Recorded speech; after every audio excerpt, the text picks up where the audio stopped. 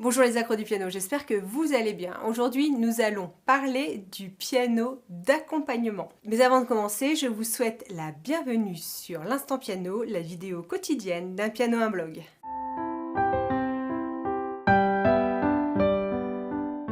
Pourquoi parler de piano d'accompagnement? Qu'est-ce que le piano d'accompagnement? Le piano d'accompagnement, c'est quand le piano ne joue pas en solo. C'est quand il est là dans un rôle d'accompagnement, c'est-à-dire qu'on va avoir soit un chanteur, soit un instrumentiste, et on va jouer en dessous quelque chose qui va accompagner la mélodie. Donc le piano ne jouera pas la mélodie. Si c'est de la musique classique et si c'est de la musique écrite, ce sont souvent des partitions assez complexes qui sont basées sur les accords, sur les harmonies, et on n'a pratiquement jamais le thème, on n'a pratiquement jamais la mélodie. On va avoir une jolie introduction, une jolie conclusion, et au milieu, on aura vraiment un rôle d'accompagnement, donc quelque chose qui ne sera pas mis en valeur.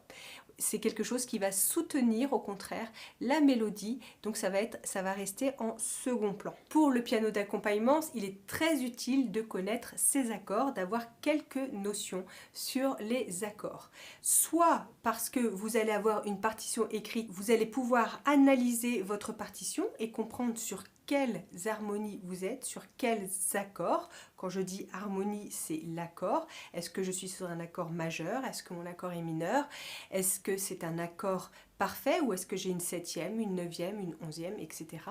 La connaissance des accords va vous permettre de bien synthétiser et d'être plus rapide au déchiffrage. Ensuite, si vous voulez jouer de la chanson et que vous n'avez pas la partition, le simple fait d'avoir les noms des accords, même s'ils sont écrits en lettres, va vous permettre de pouvoir jouer l'accompagnement du morceau. Donc ça c'est très utile pour tout ce qui est chanson de musique actuelle. Vous pouvez fredonner la mélodie à la voix et jouer vos accords simplement au piano. Comment est-ce que je vais faire pour jouer, pour créer mon morceau d'accompagnement? Je vais partir des accords. Au départ, je prends mes accords, je joue les accords, c'est-à-dire qu'avec ma main droite je vais jouer l'accord.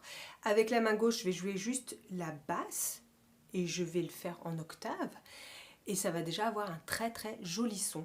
Ensuite je prends le deuxième accord, je fais la même chose, je joue mon accord à la main droite et ma basse à la main gauche. Au départ je me soucie pas tellement de savoir quel rythme je vais faire, je commence d'abord par jouer mes accords, les tenir, ça suffit amplement. Ensuite j'écoute le morceau et j'essaye de m'inspirer de l'accompagnement du morceau. Donc par exemple, on peut très bien avoir des accords répétés, plus ou moins rapidement. On peut avoir la main droite et la main gauche alternées pour avoir un effet un petit peu plus rythmique. On peut avoir des arpèges, les notes des accords jouées les unes après les autres, ce qui fera un effet sonore assez joli. Donc pour jouer du piano d'accompagnement sur les musiques actuelles, vous pouvez prendre n'importe quelle chanson.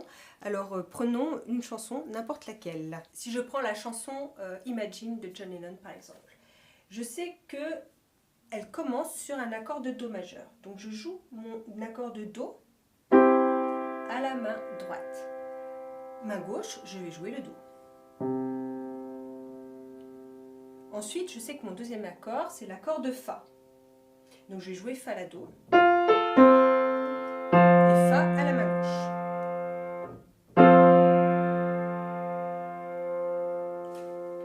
Voilà, j'ai les deux premiers accords de Imagine. Donc je vais les tenir, ils sont tenus 4 temps. 1, 2, 3, 4. 1, 2, 3, 4. 3, 4. 1, 2, 3, 4.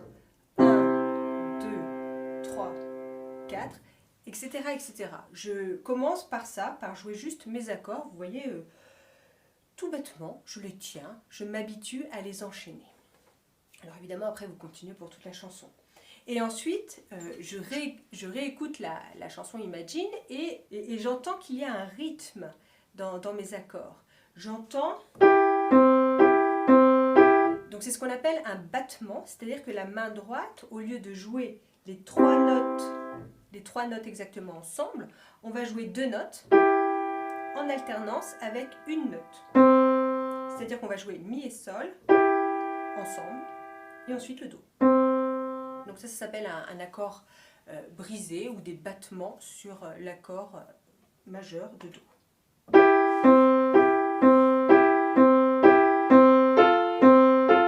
Et il fait la même chose sur l'accord de Fa. Alors c'est parti.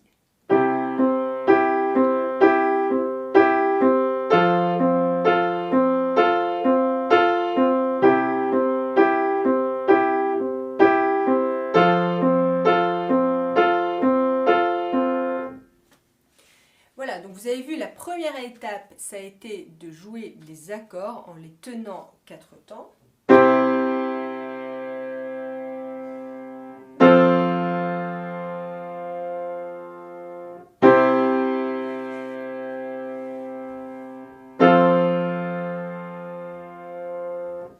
Une fois cette étape franchie, j'écoute le morceau, je repère l'accompagnement, je repère quel rythme et j'entends qu'on est sur un rythme de croche en fait.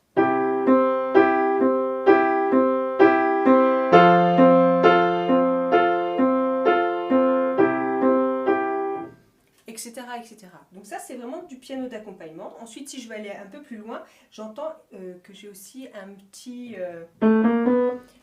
motif qu'il joue à la main gauche et voilà ce que ça donne.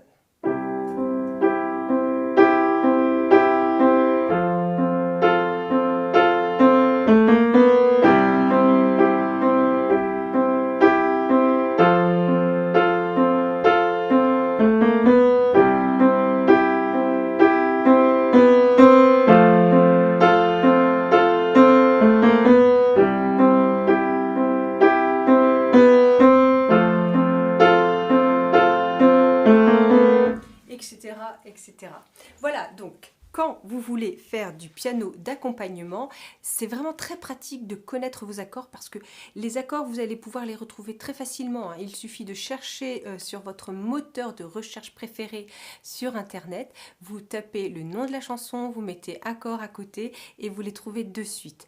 Je cherche les notes de mes accords, je fais en sorte que ça sonne bien sur mon piano, je les joue, je les tiens et ensuite j'apporte le rythme. Donc voilà comment on fait du piano d'accompagnement sur les chansons de musique actuelle. Et d'ailleurs, même si vous êtes adepte de classique, même si vous ne jurez que par le classique, que vous adorez ça, faites de la chanson de temps en temps et travaillez de cette manière-là parce que ça va vous ouvrir des horizons, surtout au niveau rythmique et au niveau compréhension de la musique.